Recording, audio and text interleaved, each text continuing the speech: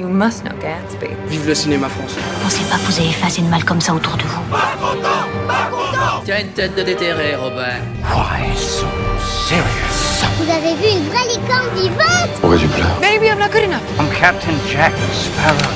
Vous voulez tout savoir de l'actualité du cinéma, les critiques, les infos exclusives et la possibilité de gagner plein de cadeaux? Vous êtes au bon endroit, bienvenue dans Clapement 5.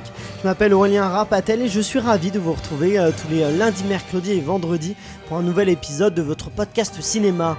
Merci de la part de toute l'équipe d'être toujours plus nombreux à nous écouter d'ailleurs. Et si tu nous écoutes sur Apple Podcast, tu peux nous mettre 5 étoiles pour nous soutenir au mieux. Nous sommes toujours en compagnie de la comédienne Justine Lepotier. Comment vas-tu en ce vendredi, Justine? En ce vendredi, je vais très bien. La forme est présente. Aujourd'hui, écoute, les amitiés ne tiennent plus. Nos clapeurs sont armés jusqu'aux dents et vont se livrer, j'y arrive plus là, un duel à mort. Laisse-moi d'ailleurs te les présenter. La première championne et productrice et n'aura de pitié pour personne dans ce Fight Club, c'est Elsa Morel. Pas de pitié, c'est mort.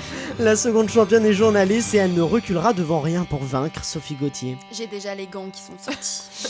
Écoutez donc, tout le monde va bien, vous êtes prêts à vous battre corps et âme? Pas besoin de gants pour moi. Oh, ça lance des petites punchlines et tout. On va vous proposer donc un bon Fight Club qui va vous permettre de vous défouler sans aucune honte. Pour le Fight Club de ce vendredi, on vous propose une affiche de choix avec deux films qui ont pour point commun un personnage, le Joker. D'un côté, The Dark Knight de Christopher Nolan, sorti en 2008, et de l'autre, le tout récent Joker, sorti en octobre dernier, réalisé par Todd Phillips. Il ne pourra en rester qu'un, préparez-vous car ça va saigner. Je vais vous demander de donner les points positifs et négatifs de chaque film, et ensuite on verra à la fin qui est pour quel film. On va commencer avec toi, Sophie. Tu vas nous dire pour The Dark Knight quelles sont les qualités et les défauts. Alors déjà j'aimerais parler de The Dark Knight dans le sens où l'accent The Dark Knight, on va couper ça au montage hein.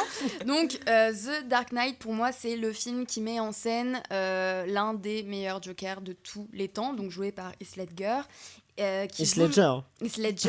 Wouh, c'est bon. Bon, va falloir que je fasse un petit stage à Londres. C'est la fin de semaine, le vendredi c'est un peu chargé. On va me pardonner. Et ce Joker-là, pour moi, c'est celui justement qui correspond le plus et qui respecte le plus les caractéristiques du Joker dans les comics originaux. Tu as lu les comics Ouais, parce que j'ai la chance d'avoir un père qui a tous les comics à la cave. Même le premier numéro, il l'a, et donc il m'a donné aussi un petit peu cette passion pour les comics. Donc ouais, j'en ai lu quelques-uns, et donc j'étais déjà familiarisée avec le personnage du Joker. Et c'est vrai que quand j'ai vu donc, le deuxième opus de Nolan, dans lequel Heath Ledger est, je me suis dit, mais il a vraiment compris en fait l'essence même du personnage. Il a une manière de le jouer, enfin la performance de Heath Ledger, elle est juste incroyable parce que il a vraiment cette folie du Joker qui est là, il a ce sadisme aussi qui est là, et c'est juste c'est génial. Et il le dit d'ailleurs dans le film, enfin le personnage le dit, il a deux répliques que j'avais notées, c'était tuer le Batman, je veux tuer le Batman, et l'autre c'est cette ville mérite une criminalité de premier ordre. Et c'est vrai que c'est vraiment son but qui est là pendant tout le film, et c'est, je sais pas, il y a cette violence, ouais, il y a aussi ce jeu du chat et de la souris avec le Batman, et c'est juste génial quoi. Moi je trouve que ce qui fonctionne dans ce Joker là notamment c'est les origines, puisque je crois que, si je ne m'abuse, j'ai pas lu les comics, mais dans les comics il y a plusieurs raisons pour lesquelles il a ces cicatrices là, et là il y a un mystère qui est gardé, qui est total, où justement il donne au cours du film plusieurs anecdotes. Il dit c'est mon père qui m'a fait ça, une autre fois je me suis fait ça pour ma femme, tout ça, et en fait on sait pas laquelle est la vraie, parce que dans les comics il y en a pas une, il y en a plusieurs. Et je pense que ça justement ça fait que c'est un personnage, pour moi le Joker de toute façon c'est l'un des plus grands méchants dans tous les cas. Pourquoi ? Parce qu'on ne connaît pas ses origines, en fait. On ne sait pas d'où vient cette méchanceté. Et le fait de ne pas le savoir, l'homme a peur de l'inconnu, dans tous les cas. Et le fait... Minute philosophique. Et le fait de ne pas savoir d'où cet homme vient... Ça nous rassure pas, quoi. Ça nous rassure pas, voilà. Et ça engendre encore plus de peur vis-à-vis de lui. Et quelque part, il a ce côté presque inhumain, en fait. Et pour moi, vraiment, ce Joker-là, joué par Heath Ledger, il est juste exquis. Mais ce que tu disais d'ailleurs dans ce côté, ça nous rassure pas, il y a une séquence où le Joker dit que s'il dit qu'il va tuer le commissaire, par exemple, personne s'inquiète, mais s'il dit que tout est imprévisible, que là, la peur aussi vient de l'inconnu, de ce fait que tout peut arriver, et il dit que c'est un chien enragé, qu'il est un chien enragé. Complètement, c'est ça. Et il y a une scène d'ailleurs qui le montre, c'est lorsqu'il est dans une réunion avec d'autres malfrats. Il pète un câble d'un coup, mais d'une manière très calme, avec un crayon. Je sais pas si vous vous rappelez. Oui. Il dit « Les gars, je vais vous faire un tour de magie. Vous voyez le crayon là sur la table ?» Il prend la tête d'un mec et là il fait « Boum !» Il n'y a plus de crayon. Et en fait, il enfonce le crayon dans les yeux du mec, quoi, et il le tue, mais en un claquement de doigts. Et il garde son calme de A à Z. Et tu te rends compte que pour lui, tuer, c'est un jeu. Et tu te rends compte à ce moment-là de la folie du mec, quoi. Il peut tout arriver, toi, Elsa. Mais moi, je trouve que c'est la force de The Dark Knight, c'est qu'on explique rien de ses origines et il fait flipper et on se dit jusqu'où il peut aller parce qu'on ne sait pas en fait. Il est imprévisible, comme vous l'avez dit. Donc à partir de là, c'est hyper flippant et moi, on en avait parlé pendant le débat pour les méchants, mais c'est la première fois que je me suis dit un méchant peut gagner en fait, mon Dieu, c'est horrible. Donc du coup, ça c'était hyper intéressant et sa présence, même s'il n'est pas tout le temps à l'écran, elle pèse tout le long. Ça fait peur, ça soigne, quoi. En plus, la réalisation de Christopher Nolan est excellente, donc à partir de là, il y a des scènes, la scène d'introduction et d'anthologie, moi je trouve. Avec le bus. Ouais, le moment où il dit faut tuer son collègue. Et ce etc. jeu, on sait pas qui est le vrai Joker, il y a que des Jokers, donc Mm. on sait que c'est un film qui va être sur les Jokers, puis on commence en nous montrant plein de Jokers. On dit mais lequel est le vrai, quoi. Et toi, Justine, est-ce que t'as un souvenir de ce Joker de Dark Knight? Non. Non, pas de Heath Ledger, ne t'a pas. Non, j'ai vu le film et je l'ai vu il y a très longtemps, donc je préfère pas parler dessus, puisque Oui. j'ai un super pouvoir, j'oublie les films que j'ai vus, en Ah oui. général. Ouais, c'est pénible. Et t'oublies le sentiment ou pas que t'avais quand tu les as vus? Non, j'oublie pas le sentiment, mais sur celui-là, en fait, je me pose la question, je me demande même si je l'ai vu, en fait. Ah oui, Ouais. tu n'as vraiment pas de souvenir de. Non. Ah oui, d'accord. Bon, bah écoute, on reviendra vers toi pour le Joker. Voilà. Mais t'as envie de le revoir quand même ou pas? Oui, du coup, je vous entends parler, je suis là, attends, ça a l'air pas mal. Mais alors, faut savoir qu'il repasse au UGC Normandie D'accord, début ok. janvier. Donc, il y a un Eh ben, dimanche allez. où tu pourras aller J'irai voir voir. The Dark Knight. Et je dis, ah, mais bien sûr, je l'ai vu, je m'en Bah oui, souviens. le crayon, bah oui, bien sûr, bien sûr, du crayon. Elsa, oui, tu voulais Oui, et puis rajouter. il y a un deuxième, enfin c'est pas vraiment un méchant au début, mais Harvey Dent qui est présent aussi. Et je trouve que là où Nolan est fort, c'est qu'il arrive à gérer les deux méchants. Parce que souvent dans les films, il y en a un qui est sous-développé ou alors on s'en fiche un peu. C'est Donc- plus manichéen en fait. Ouais. Donc, Ouais, du c'est coup, vrai. Et quels sont les défauts de The Dark Knight? Puisqu'il va falloir en trouver, hein. C'est peut-être compliqué, mais Elsa. Moi j'en ai un. Pardon, j'arrive plus à parler. J'ai une petite réticence par rapport à la scène où Batman va voir le Joker, donc quand il est dans le commissariat, et qui lui explose la tête contre le miroir. Et là, j'ai trouvé que c'était une petite faiblesse scénaristique parce que tout était tellement parfait. Je me suis dit, ah non, il va pouvoir se procurer une arme, et c'est comme ça qu'il arrive à sortir du commissariat. Bah, après, il joue sur la haine, justement sur cette haine qui procure au Batman, j'allais dire, un Batman, et Ouais. qui justement provoque cette. Mais Oui. peut-être que toi, ce qui t'énerve, c'est la coïncidence qu'il fasse sa Ouais. pile sur la vitre, c'est ça? Ouais, voilà, peut-être c'est ça. Et du coup, enfin, c'est ça, c'est pas peut-être. Et du coup, je me suis dit, ah non, c'est dommage, tout était tellement parfait, ça fait une petite faiblesse qui retourne complètement le film. Il n'y a pas d'autres défauts pour toi dans. Non. Je dis pas qu'il y en a, hein, Non. J'adore The Dark Knight. Ah, et pour toi, Sophie? Moi, je pense qu'il n'y en a pas, honnêtement. C'est un très très bon film, très bien réalisé, très bien joué, avec de très très bonnes scènes. Et le personnage du Joker, pour moi, à mes yeux, n'a jamais été aussi bien joué que dans ce film-là. Et pour le préparer, d'ailleurs, on peut rappeler qu'Heath Ledger est resté dans une chambre d'hôtel cloîtrée pendant. Alors, je sais plus c'est combien de jours ou même Des peut-être semaines. semaines. Il me semble que ça se compte même en semaines. Et donc, c'est vraiment une préparation extrêmement intensive. Mais donc, on va aussi parler du Joker de Joaquin Phoenix, qui a une préparation aussi assez importante. Oui, Elsa. là-bas, il a perdu 20 kilos, je crois, 23. Et non, moi, 23, non, c'était très précis. Ça m'a. 23,5, je crois. Elsa, spécialiste nutrition de Joaquin Phoenix. Du coup, moi, ce qui est intéressant dans ce Joker-là, c'est, contrairement à celui de Nolan, c'est qu'on a une exploration de toute sa psychologie, là, ce coup-ci. Donc, c'est hyper intéressant de voir un peu comment ce monstre se crée et comment la société a un impact sur lui. Et moi, j'ai beaucoup aimé l'aspect où la société, effectivement, a un impact sur lui, notamment le fait quand on lui coupe les médicaments, quand il y a une coupure de fonds d'argent, et du coup, on lui coupe ses médicaments, et c'est à partir de là que sa folie commence. Donc, du coup, sa folie vraiment se développe. Et du coup, c'est vraiment ce que j'ai aimé, comment la société crée un monstre. Je peux dire une petite réticence déjà ou pas? Oui, vas-y. Ou tu veux qu'on écoute. fasse le Non, tour? vas-y, comme vas-y. tu veux. C'est que le film aurait pu être plus fou encore. Je trouve qu'il commence aux 3/4 et du coup, voilà, le film aurait pu vraiment être sortir un peu plus de sa sécurité. Des sentiers battus. Voilà, des sentiers battus. Justine, tu as vu le Oui. Joker de Todd Il Phillips. n'y a pas si longtemps que ça, je m'en souviens. Et qu'est-ce qui t'a plu dans ce Joker? Au risque d'être très original, c'est la performance d'acteur en fait. Il tient le film et je pense que en vrai, j'y suis allée en me disant je vais pas tant voir le film que voir l'acteur qui joue le Joker. Déjà, après comme il y avait eu le prix à Venise, je m'étais dit donc ça doit vraiment être excellent. Et je trouve qu'ils ont réussi à reconstituer Gotham d'une manière étonnante et à la fois un peu mainstream aussi, très esthétique et tout. Années 70, un peu. Années 70, Scorsese, qui ressemble un peu à New York, mais pas vraiment. Mais bon, voilà, non, mais c'est effectivement un excellent film.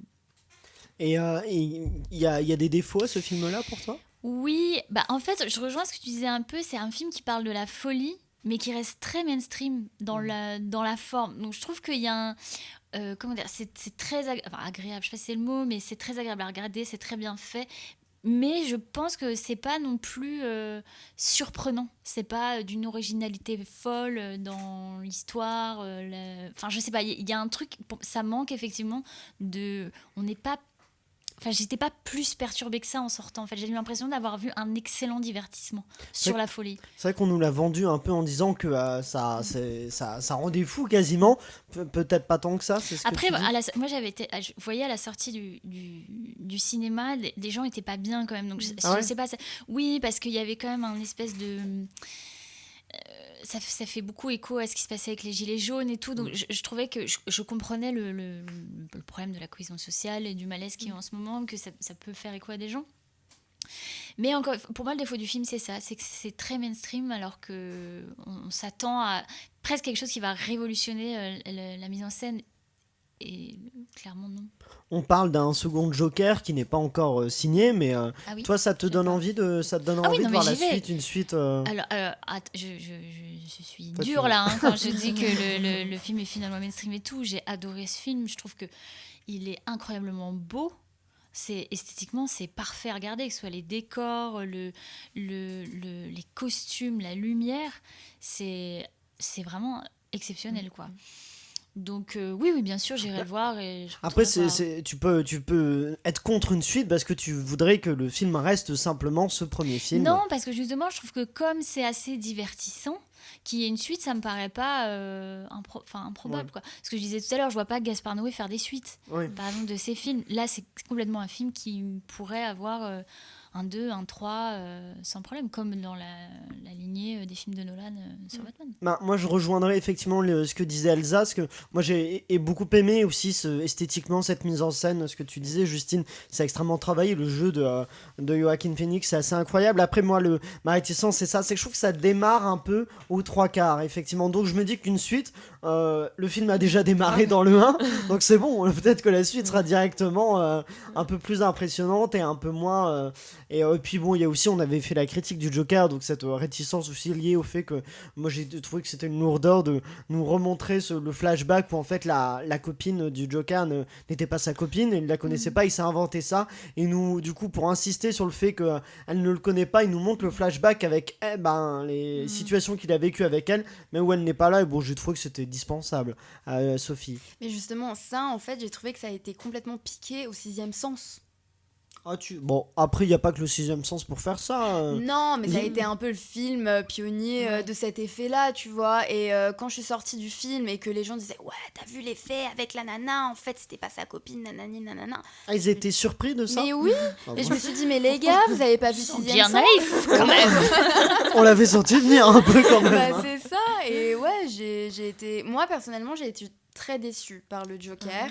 J'ai trouvé, mes mots vont peut-être être un peu forts, mais j'ai trouvé que c'était un film hors sujet. Je m'explique. Oui, je t'en prie. Alors, c'est un film psychologique qui parle de comment la société crée des monstres. Le sujet est très intéressant. La performance était juste vraiment admirable. D'ailleurs, il va forcément gagner des prix pour ça, hein, c'est sûr. Aux Oscars, on sent que... Ouais, il va être sur le podium, ça c'est sûr. Mais je pense que le réalisateur, qui d'ailleurs ne réalisait pas du tout des films dans cette veine-là auparavant, C'est lui, celui il qui a fait tourné- Very Bad Trip. Bah, c'est ça, Donc, voilà. Et on sent que le réalisateur, en fait, a un peu surfé sur le succès des films DC et Marvel pour justement faire un film psychologique. Et il a simplement rajouté le Joker en titre pour être sûr de garantir un nombre d'entrées. Mais j'ai trouvé le film vraiment... Ouais, j'ai trouvé le film hors sujet. C'est un bon film psychologique, mais je trouve que ça s'inscrit pas du tout dans la veine du Joker, en fait. Bah. On montre un homme qui ne va pas bien, on montre les prémices du Joker, donc après, il y a une histoire. Mais comme je disais tout à l'heure par rapport au Batman de Nolan... Ce qui fait la force du plus grand méchant d'ici, c'est qu'on ne sait pas d'où il vient. Et là, le fait d'avoir une explication, j'ai trouvé ça dommage, parce que justement, ça casse l'une des... Le mythe. Le mythe, voilà, exactement. Mais après, je suis pas tout à fait d'accord sur. Je pense pas qu'il ait voulu surfer parce que justement, je trouve qu'il va un peu à contre-pied. Les films de super-héros aujourd'hui, c'est Avengers, c'est des effets spéciaux sur chaque plan, c'est un tournage en fond vert. Tout le tournage se passe en fond vert, c'est du impressionnant, des explosions. Il y a pas ça dans le Joker. Le Joker, c'est hyper réaliste. On découvre comment le personnage devient fou. Donc moi, je dirais pas qu'il a surfé sur cette mouvance là. Et Nolan d'ailleurs est plus du coup Todd Phillips s'inscrit plus dans la mouvance de Nolan qui fait un film réaliste sur la psychologie des personnages que sur la mouvance Marvel actuelle qui est de faire un film divertissant avec une histoire un peu mais qui va rassembler facilement. Je sais pas, Justine, qu'en penses-tu? J'ai pris au dépourvu. Il a regardé quelqu'un, il a fait J'ai l'impression d'avoir l'élève au fond de la classe. Mademoiselle Le Potier, à vous. Alors, quelle était la question? Tu regardes les films Marvel ou pas? Est-ce que tu as l'impression Ça que... m'arrive, oui. Est-ce que tu as l'impression que Todd Phillips s'inscrit dans la veine des films Marvel ou au contraire qu'il ne le fait pas? Non, justement, je trouvais que... Alors, je ne suis pas tout à fait d'accord. Je trouve qu'on peut lui reconnaître quand même d'avoir fait un film d'auteur, c'est trop fort, mais qui sort un peu justement du... Divertissement Ouais. un peu autoriste, quoi. Ouais, oui. D'accord. Bon. Elsa, est-ce que tu veux Non, mais rajouter je une comprends dernière ce que chose tu veux dire quand il surfe. Il utilise l'image d'ici pour vendre son film. Donc à partir de là, Oui. voilà. Et il y a les chiffres qui vont nous aider à peut-être être un peu plus objectifs. Pour les chiffres, donc Joker c'est un peu compliqué parce qu'il a sa carrière peut encore continuer un petit peu. Mais il est toujours au cinéma. C'est ça, donc mais pour l'instant le box-office en France donne Joker gagnant puisque le Joker a plus de 5 millions d'entrées, 5 500 000 quasiment, alors que The Dark Knight est à 3 millions. Donc là-dessus, en France, la préférence est pour le Joker. Dans le monde, c'est un peu kiff-kiff. Parce que The Dark Knight, c'est 1 milliard. Et pareil pour le Joker, qui a un petit peu plus pour le Joker. Budget, bon alors là, pour le coup, Nolan il est parti sur 185 000... millions plutôt, 185 millions de dollars de budget, alors que le Joker de Todd Phillips coûte 55 millions de dollars. Et voilà, pareil pour les récompenses, c'est pas évident parce que le Joker n'a eu que pour l'instant le Lion d'Or à la Mostra de Venise, qui est déjà incroyable. Il n'a pas fait encore les Oscars, mais pour donc The Dark Knight qui a fait les Oscars, il a eu 2 Oscars et 6 nominations. Et les 2 Oscars, ce sont donc meilleur acteur dans un second rôle pour Heath Ledger, qui l'a reçu posthume puisqu'il était décédé au moment de la remise des prix. Et meilleur montage sonore pour le son, qui lui n'était pas décédé, je vous rassure. On va maintenant vous demander à vous, auditeurs. Je peux aussi te donner les moyennes de la presse. Ma presse, c'est la même chose pour les deux films. C'est 4 sur 5 et 4,1 sur 5. Et public, c'est exactement la même chose. 4,5 pour les deux films. Donc, c'est quand même un film qui... Il y a un vrai duel. Je vais vous demander, à vous, du coup, quel est votre team Elsa? Team Plutôt Dark Knight. Dark Knight pour toi. Mais j'en sais rien, j'ai pas vu Dark Knight. Je vais dire Joker, du coup. Joker, oui, du coup, oui. pour toi, mais... Et pour toi, Sophie? Team Dark Knight. The Dark Knight, bon, alors moi aussi, je serais plutôt team The Dark Knight, mais donc avec Justine, on est sur un petit doute Joker, mais Un petit doute. Oui. avec un manque de souvenirs de The Dark Knight.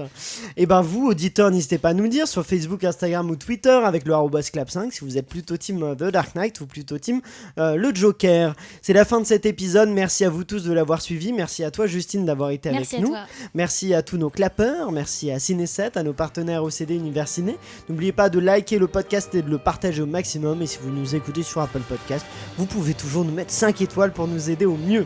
Et nous suivre donc sur Instagram, Facebook ou Twitter avec le @clap5 pour notamment être au courant des concours et gagner plein de cadeaux. On se retrouve dès lundi avec la critique exceptionnelle du dernier Star Wars, l'ascension de Skywalker. Rendez-vous lundi sur Clapement 5 et d'ici là, allez au cinéma.